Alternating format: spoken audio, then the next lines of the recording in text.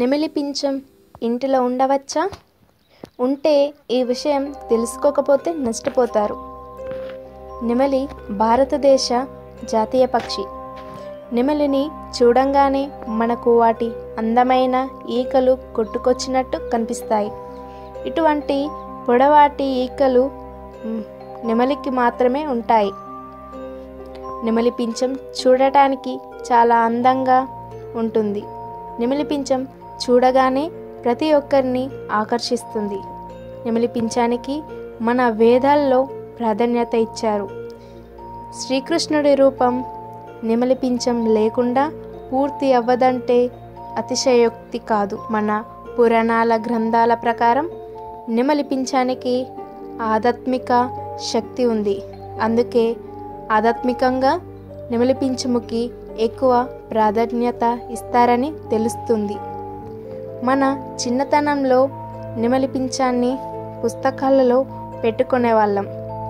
అప్పుడు సరదాగా పెట్టుకున్నప్పటికీ నెమలి పింఛం అనేక దోషాలను నివారిస్తుందని చాలామందికి తెలియదు. నెమలి పింఛం డెకరేషన్కే కాకుండా అనేక రకాల దోషాలను నివారిస్తుంది.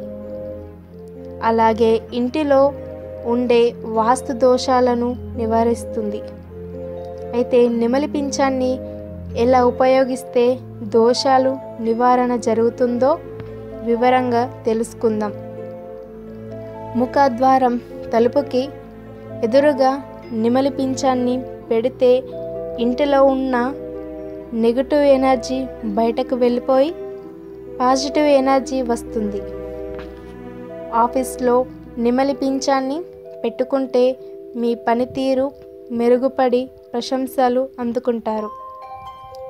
నెమలి పింఛం నెగటివ్ ఎనర్జీ వాస్తు దోషాలను నివారించడంలో చాలా ఎఫెక్టివ్గా పనిచేస్తుంది.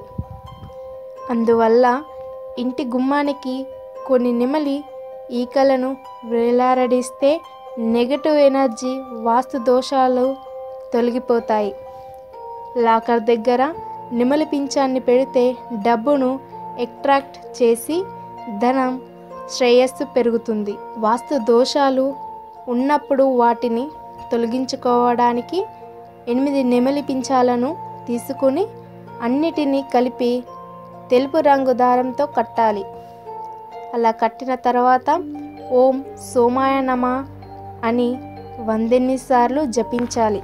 అలాగే శని దోషాలు ఉన్నప్పుడు 3 నెమలి పింఛములు తీసుకొని నలుపు దారంతో కట్టాలి. ఆ తర్వాత కొంచెం వక్కపొడి చల్లి కొంచెం నీళ్లు చిలకరించాలి.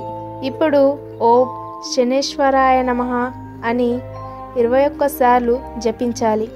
ఇలా చేస్తే శని దోషాలు తొలగిపోతాయి. బెడ్రూమ్లో నెమలి పింఛం పెట్టుకోవడం వల్ల భార్యాభర్తల మధ్య అండర్స్టాండింగ్ పెరగటమే కాకుండా తగాదాలు, గొడవలు వంటివి రావు.